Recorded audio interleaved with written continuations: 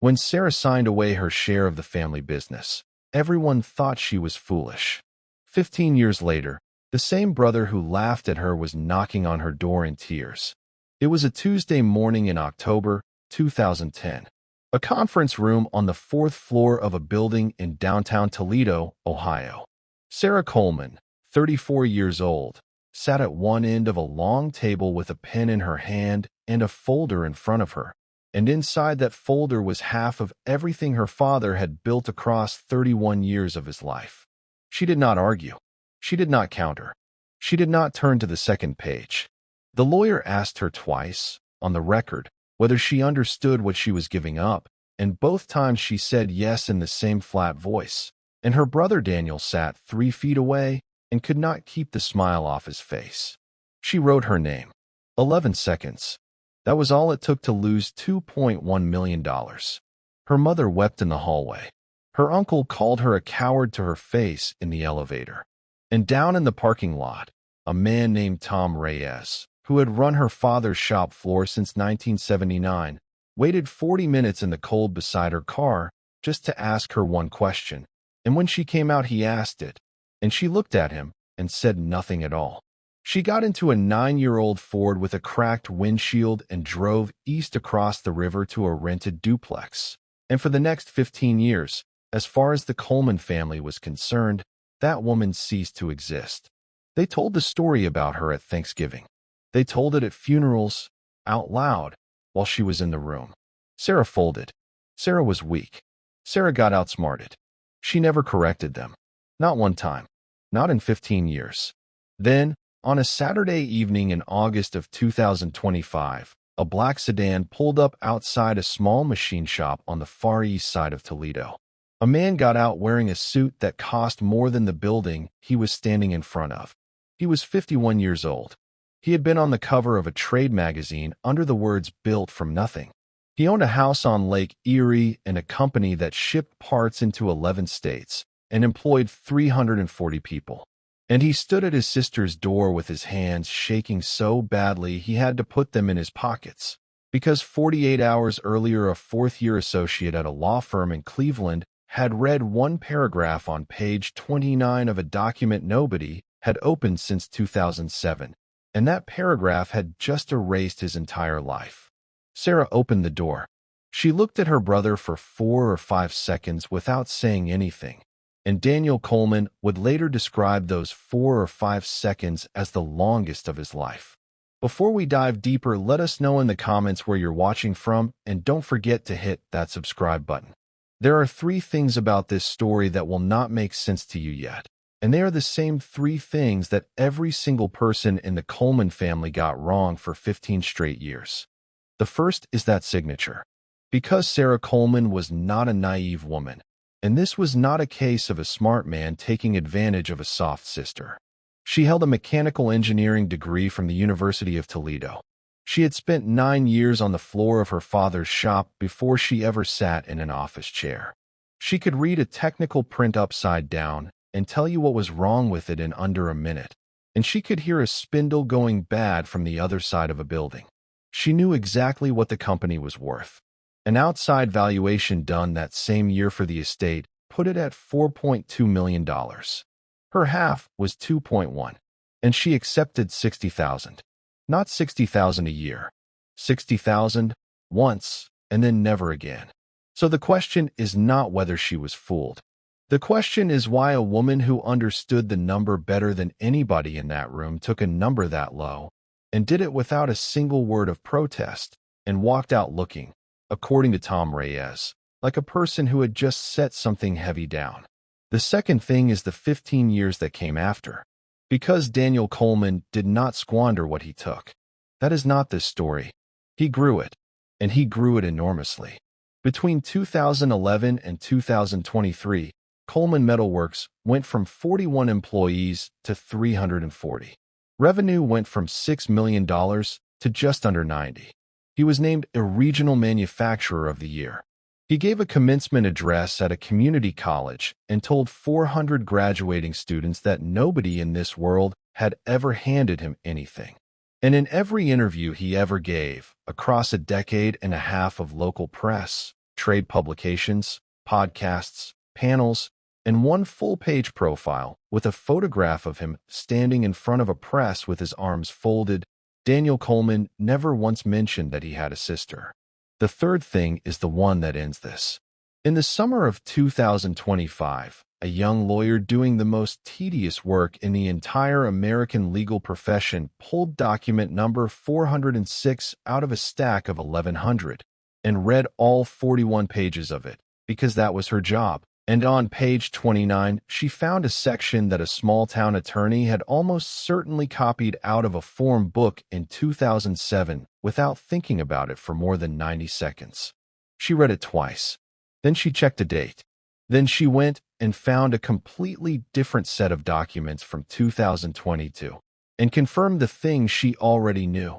And then she sat alone in an office at 10:40 at night and understood that she was holding the end of a $90 million company in her hands. Within 72 hours, 340 jobs were on the edge. Within a week, a private equity fund in Chicago had written $51 million down to zero. And there was exactly one human being alive who could undo it. And she was the woman that man had looked at across a conference table in 2010 and told, in his own words, that their father had only ever felt sorry for her. So, what was on page 29? And here is the part that matters most, the part this whole story turns on. How long had Sarah Coleman known it was there? You cannot understand any of this without understanding Walter Coleman.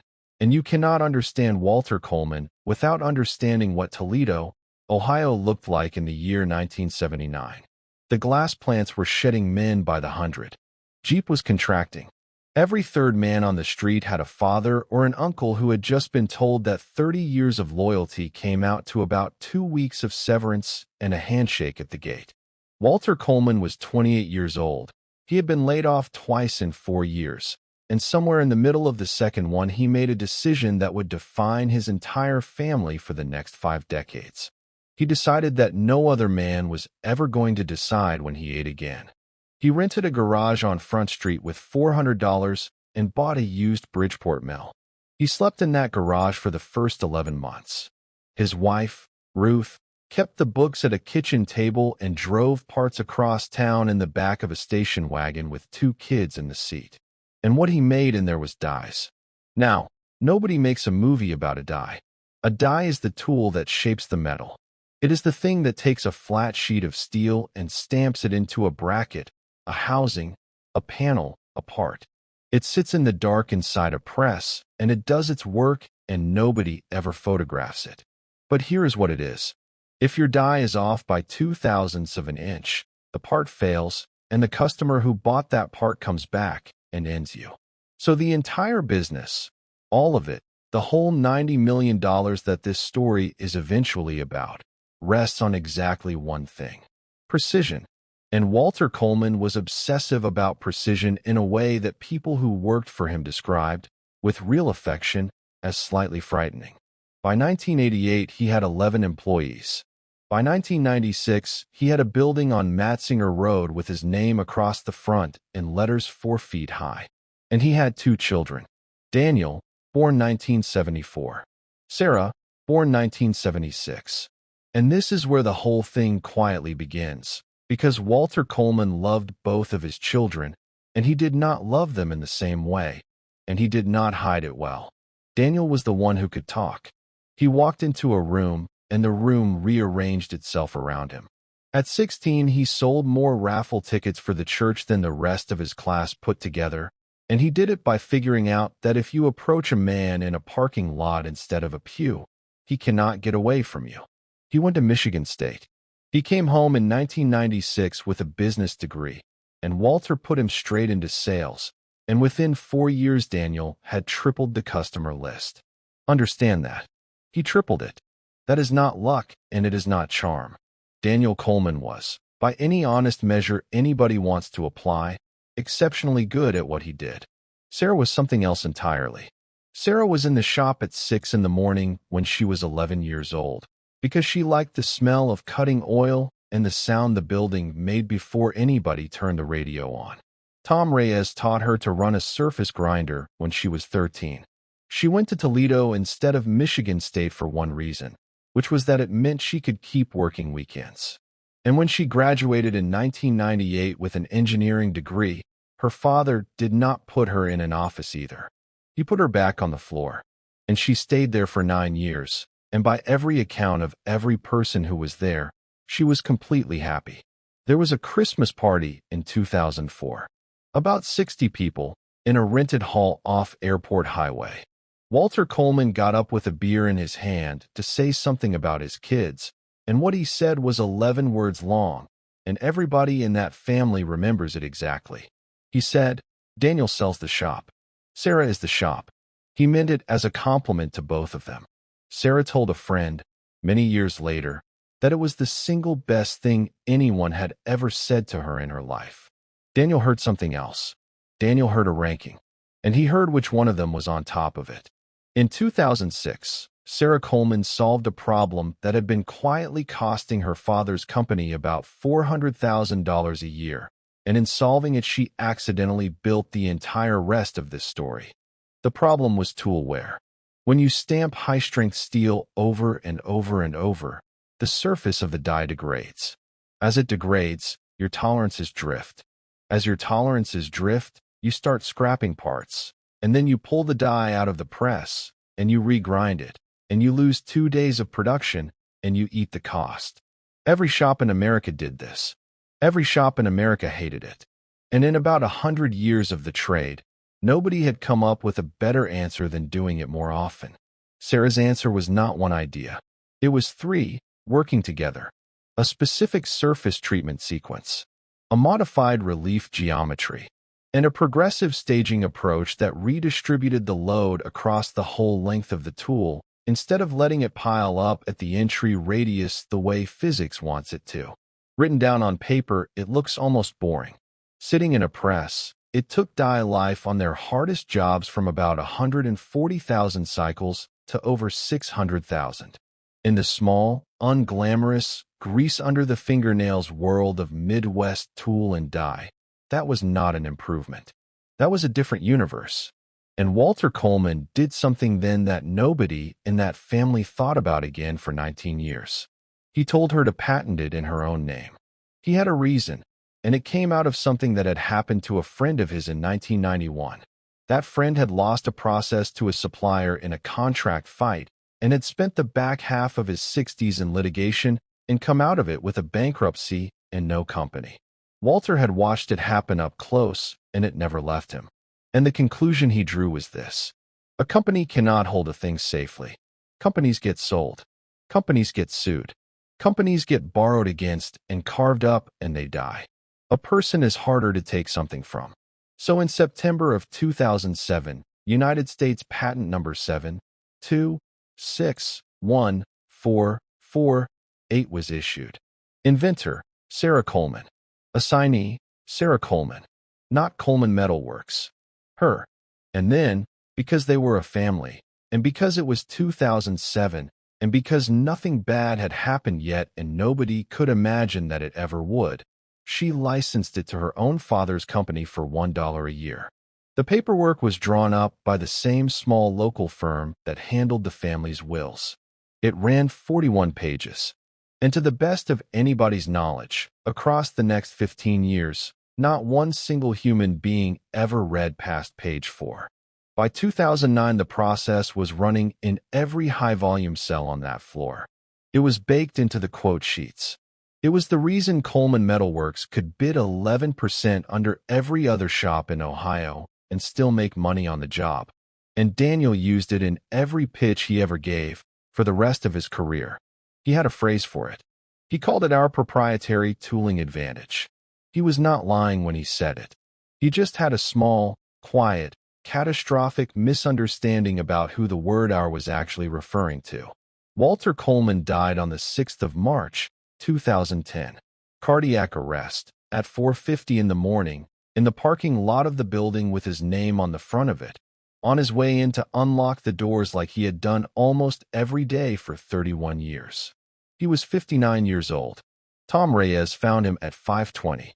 The will was read 11 days later, and it did precisely what everybody expected it to do, which is the exact reason it was so dangerous. The company was split 50-50. Daniel and Sarah, equal partners, neither one in control. Walter had done that deliberately, and he had explained why to his lawyer at the time it was drafted. He said his son would take that company further than he himself ever could, and his daughter would keep it honest, and that neither one of those things was worth anything without the other one. On paper, it is a beautiful piece of parenting. In a room with two grieving adults in it, it is a bomb with a fuse already lit. Because Daniel did not want a partner. He had run sales for 14 years. He had a plan. He had had that plan for most of a decade, and the plan required borrowing money. Real money. And you cannot borrow that kind of money when a bank looks at your ownership structure and sees two people who both have to say yes. Every lender in the state of Ohio would have looked at that 50-50 and walked. So in April, 1 month after they buried their father, Daniel came to Sarah with an offer. He would buy her out. $60,000. Sit with that number for a second. The estate valuation, done by an outside firm, in that same calendar year, for tax purposes, said the company was worth $4.2 million. Her half was $2.1. He offered her under 3% of the value of her own inheritance, and he offered it with a completely straight face, and when she asked him how he had arrived at it, he gave her a speech. Several people in that family can still recite pieces of it. He told her that the value of a company is in its relationships, and that the relationships were his. He told her that a shop without customers is just a building full of scrap metal and a mortgage. He told her that in her entire life, she had never once brought $1 through the door. And then, at the end, he said one more thing, and Sarah Coleman repeated it out loud exactly one time. 6 years later, to a stranger in a hospital waiting room at 2 in the morning. He said, "Dad felt sorry for you." That's all that was. Her mother begged her to fight. Her uncle offered to pay for the lawyer himself. Tom Reyes told her, in the parking lot, that the entire floor would walk out with her that day if she said the word, and he meant it, and she knew he meant it. Every single person around Sarah Coleman told her the same thing with one voice. Do not sign that. She signed it on the 19th of October, 2010. The $60,000 lasted about 19 months, and it did not go anywhere close to where the family assumed it went. In February of 2011, Ruth Coleman was diagnosed with early-onset Alzheimer's disease. She was 62 years old. There is a specific cruelty to that diagnosis arriving 11 months after a sudden widowhood, and there is a specific arithmetic to it that almost no family sees coming until it is already on top of them.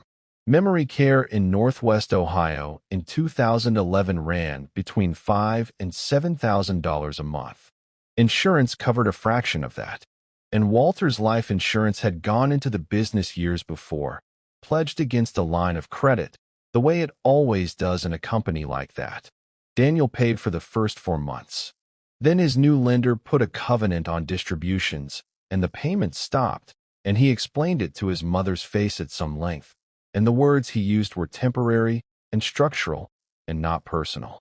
So Sarah moved Ruth Coleman into the duplex on the east side. She took a job at a competitor, a shop half the size of her father's, across town, running their tool room for $51,000 a year. She worked 6 in the morning to 3 in the afternoon specifically so she could be home before the afternoons got bad, because with that disease the afternoons always get bad. And for 6 years, that was her life. She bathed her mother. She fed her. She answered the same question 400 times in a day in the same gentle voice as the first time. She sat on the bathroom floor at 3 in the morning with a woman who used to do the books for a factory, and who now could not find the word for spoon. Ruth Coleman died in November of 2017. Daniel came to the funeral. He arrived 11 minutes late. He took 2 phone calls in the parking lot, one of them during the service, and he stood up in front of that room and told everyone that his mother had taught him everything he knew about hard work. Sarah sat in the second row in a black coat, and did not move and did not say one word.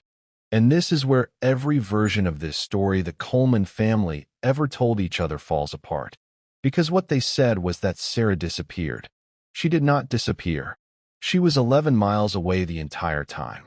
She was doing the hardest work anybody in that family did in that entire decade, alone, on $51,000 a year, and not one of them ever picked up the phone. Meanwhile, out on Matzinger Road, Daniel Coleman was doing exactly what he had promised he would do, and it is important to be honest about it. Free of a partner, he refinanced in 2011 and bought 2 presses. In 2013, he landed a Tier 1 automotive contract the company had chased without success for 9 straight years. 41 employees became 90. In 2015, he acquired a competitor down in Fostoria and folded it in. 90 became 160. In 2017, the same month his mother died in his sister's spare bedroom, he opened a second plant. By 2019, Coleman Metalworks was doing $61 million a year, and Daniel Coleman was on the cover of a regional manufacturing magazine under the headline Built from Nothing. He had the house on the lake. He had a lane and 2 kids in private school. He was on panels. He was quoted. He was, in a city that had spent 40 years watching things close, one of the very few people who was visibly building something, and people loved him for it, and they were not wrong to. This is not a story about a fool. Daniel Coleman read a market correctly. He took risks most men will never take. He turned a 40-person shop into a $90 million business in 12 years, in a region where that essentially does not happen anymore. And he did it while everyone around him told him he was moving too fast. He had exactly one blind spot, and it was the same one he had at 16 years old in a church parking lot with a book of raffle tickets in his hand. He believed, completely, all the way down, that the company was the customer list, that the value lived in the relationships, in the handshakes, in the room, in him. And so in 15 years of running that building, he never once walked back to the tool room and asked the simple question that was sitting there the whole time, which was, why is our die life 4 times better than the shop across town? In 2019, he moved the tool room out of the middle of the floor, where his father had always kept it, into the annex at the back. He needed the space for a conference room. And in the autumn of 2022, a man named Marcus Hale drove down from Chicago to have lunch with him. Marcus Hale ran a middle-market private equity fund. He had a thesis, and it was a perfectly respectable one. Consolidate regional metal formers. Strip out the duplicated overhead. Build a platform out of 6 or 7 of them, and sell the platform to a strategic buyer in 5 years at a multiple nobody would pay for any one of them alone. That strategy is legal, it is common, and it has made a very large number of people a very large amount of money. What Hale offered Daniel Coleman was a recapitalization. Hale's fund would take 60% of the company. Daniel would keep 40 and stay on as chief executive, running it exactly as he had been. And Daniel would take $51 million off the table, in cash, personally, on the day it closed. $51 million. For a man who had slept in the back of a garage as a kid while his father worked, and who had spent his whole adult life being the son of the guy who made brackets. The catch, and there is always a catch, and everyone in that room knew what it was, is that the $51 million did not come out of Marcus Hale's pocket. It came from a lender. $38 million of debt went onto the company's balance sheet on the day that check cleared. Coleman Metalworks, which Walter Coleman had run for 31 years without ever once carrying more than $200,000 of debt, walked into 2023 owing $38 million against $90 million of revenue and about $9 million of actual earnings. Every model said it worked. The models always say it works. That is what the models are for. Then 2024 happened. Automotive volumes softened across the board. 2 of the 3 Tier 1 programs pushed their launches out by quarters. A competitor operating out of Monterey came in 14% under Coleman on the single biggest job in the book and took it. Steel moved the wrong way. And a business that showed 4 times the covenant headroom in a spreadsheet discovered that in the real world it had about 11 weeks of it. By March of 2025, Coleman Metalworks was in technical default on $38 million.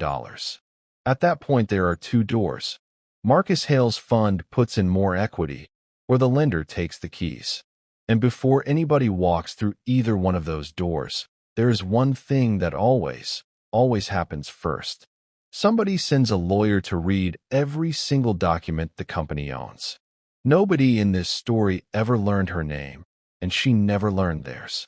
She was a fourth-year associate at a firm in Cleveland, and on the 11th of August, 2025, she was doing the least glamorous work in American law: intellectual property schedule review. 1,100 documents in a data room. She was on number 406. It was a Monday. It was the license agreement from 2007. 41 pages, drafted by a two-man firm in Toledo, executed between a woman named Sarah Coleman and a company called Coleman Metalworks Incorporated, for $1 per annum. She read all 41 pages, because that is the job, and because the entire value of a fourth-year associate is that she has not yet learned to skim. Page 29. Section 11. Term and renewal. The license was not perpetual. It ran for an initial term of 15 years, with automatic renewal in successive 15-year terms, unless the licensor delivered written notice of non-renewal not fewer than 90 days before the end of the then-current term. She checked the commencement date. 1st of September, 2007. First renewal, 1st of September, 2022, which had come and gone quietly and automatically and completely unnoticed by every human being involved. Current term running to the 31st of August, 2037. Fine. A non-event. She almost turned the page. And then she did the thing she was trained to do, which is that when you are looking at a license, you always check the assignment clause. Section 12. The license was granted to Coleman Metalworks Incorporated. It was non-assignable, and it terminated automatically, immediately, and without notice, upon a change of control of the licensee. She sat there for a while. Then she got up, went back to the data room, and pulled the recapitalization documents from 2022, and she confirmed the thing she already knew before she opened them, which is that a 60% equity sale to an outside private equity fund is a change of control under any definition that any lawyer in the history of the world has ever written down. The license to United States Patent 7.2.6.1.4.4.8 had terminated on the 14th of December, 2022. It had been dead for 2 years and 8 months.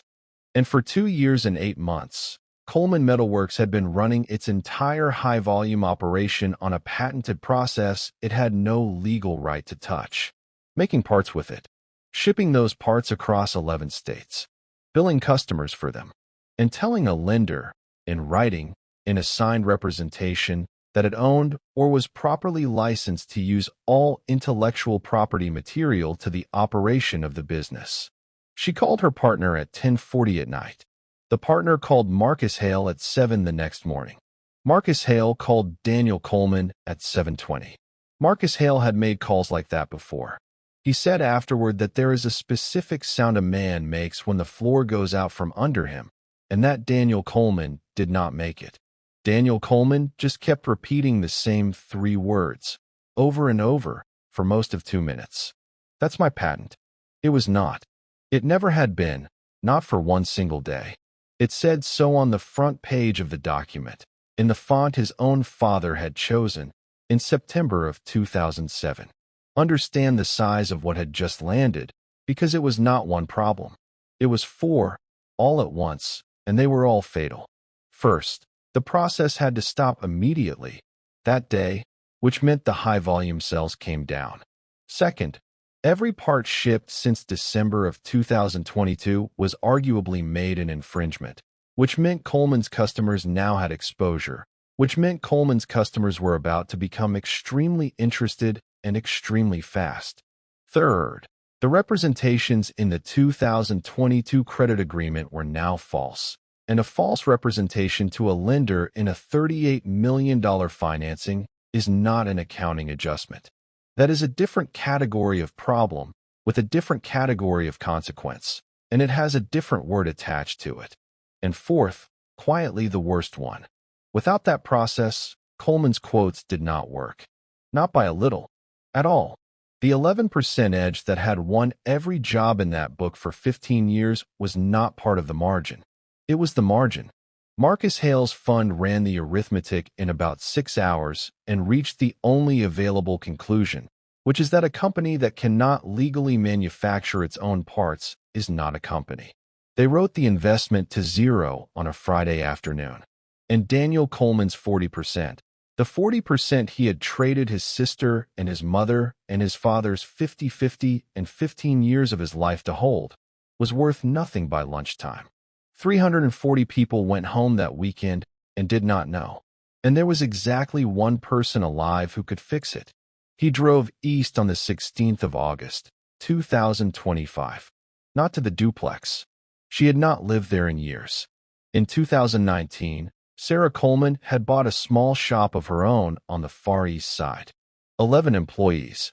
A building roughly the size of the garage on Front Street where the entire Coleman story started in 1979, which she noticed and which she never mentioned to anyone. Tom Reyes worked for her.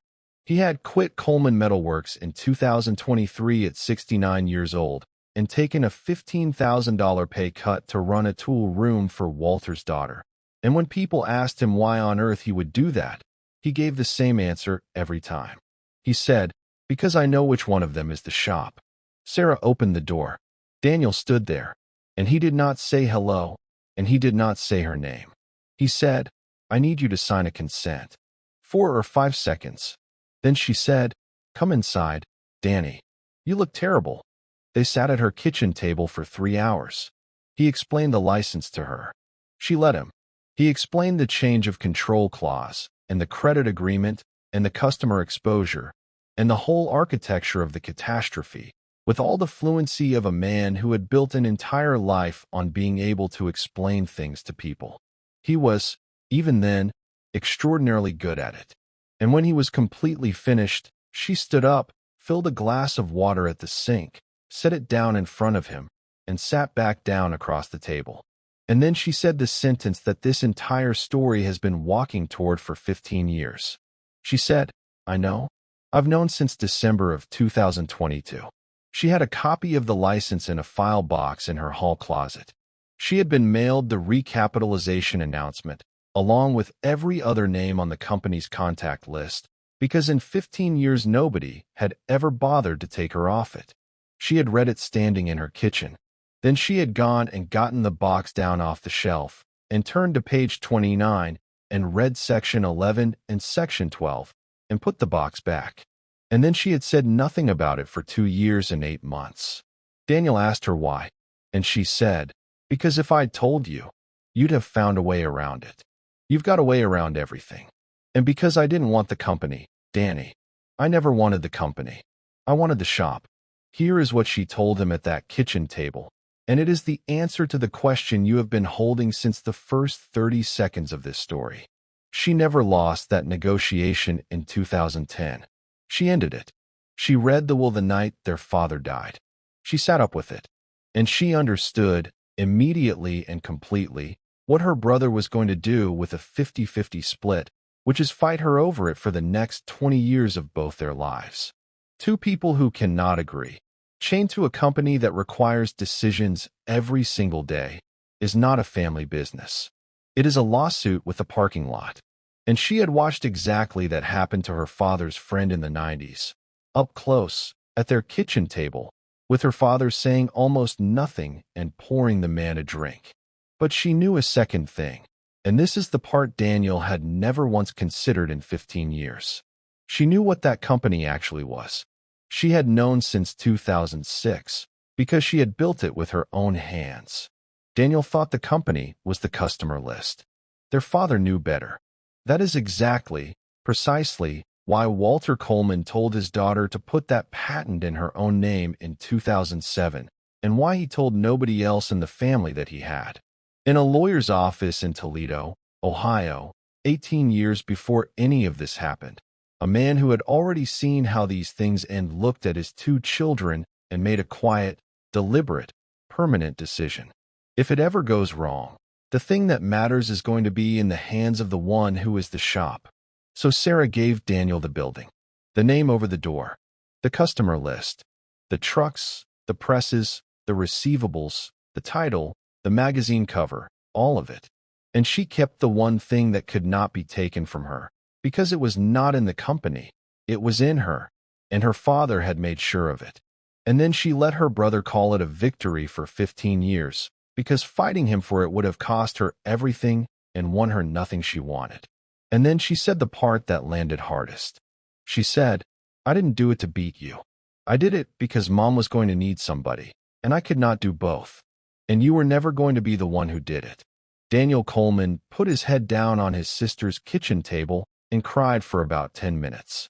And Sarah sat across from him and did not reach out and did not touch him and did not tell him that it was all right, because it was not all right, and she was not going to be the first person in that family to lie about. What she did next is the reason this is not a revenge story. She could have destroyed him. Any attorney will tell you that the leverage Sarah Coleman was holding in August of 2025 was close to absolute. 2 years and 8 months of unlicensed commercial use of a patented process, documented in the company's own quality records in its own handwriting, with a willfulness argument sitting right there on page 29 of a document her brother's own lawyers had signed off on. She could have taken a judgment that exceeded the entire enterprise value of the business.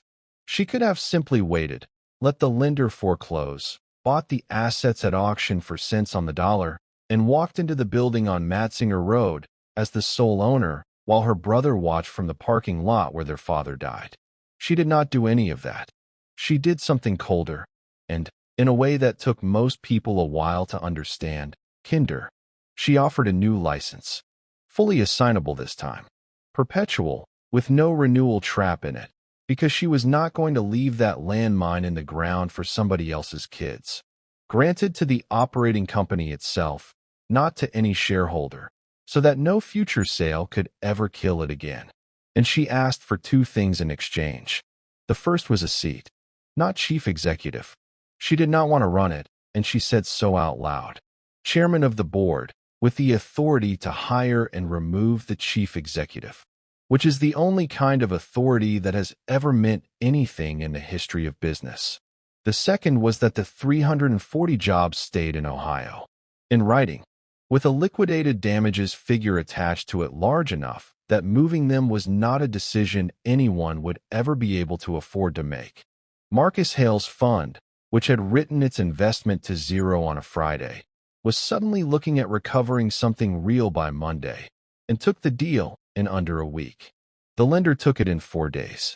And on the 2nd of September, 2025, 15 years and 7 weeks short of the day, she signed her name away in a conference room in downtown Toledo. Sarah Coleman walked through the front doors of the building with her father's name across it in letters 4 feet high. Tom Reyes held the door open for her. He was 71 years old, and he had waited 15 years to do it. And she kept Daniel. That is the part that surprised everyone, including Daniel. She kept him as head of sales, which is what he was, which is what he had always been, and what he was better at than almost anybody in the state of Ohio, and which is the exact job their father had given him in 1996. He reports to a chief executive she hired out of Cleveland. He is very good at it, and the customers still love him, because they always did. He has an office. It is not the corner one. Coleman Metalworks did $71 million last year. It is not in default. It has not laid a single person off. The debt is coming down. It is a smaller company than it was in 2023, and it is a company that will still exist in 20 years, and those 2 facts are the same fact. There is a photograph hanging in the front lobby. It has been on that wall since 2005. It is Walter Coleman standing in front of the garage on Front Street in 1981, and he is filthy, and he is 30 years old, and he is grinning like a man who is fairly sure he is about to get away with something. Sarah left it exactly where it was. She did not add a plaque. She did not put her own photograph beside it. According to Tom Reyes, in her first full year in that building, the only structural thing she changed was this.